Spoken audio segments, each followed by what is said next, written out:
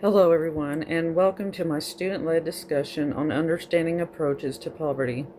Poverty is a complex social issue, and there is no single explanation or solution.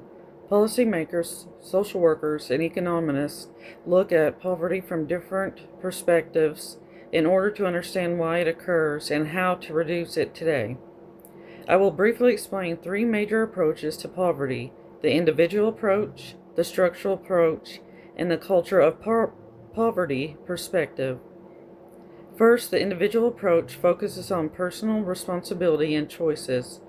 The perspective suggests that poverty is linked to factors like lack of education, motivation, or skills.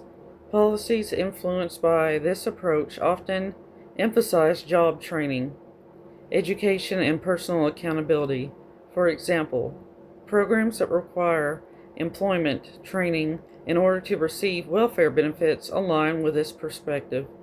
Second, the structural approach argues that poverty is the result of larger social and economic systems, such as wage inequality, discrimination, limited access to quality education, and economic shifts. From this view, poverty is not caused by individuals, but by barriers outside of their control. Policies are based on this approach include increasing minimum wage, expanding housing, and improving public education and access to health care. The third perspective is the culture of poverty approach, which suggests that generations living in poverty may develop norms and values that make it more difficult to escape from this. This idea remains controversial because critics argue it can be led to blaming the poor while ignoring systemic inequality.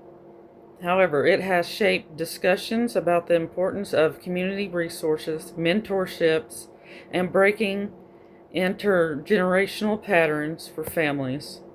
Understanding these approaches is important because the way we explain poverty shapes the policies we support and create today.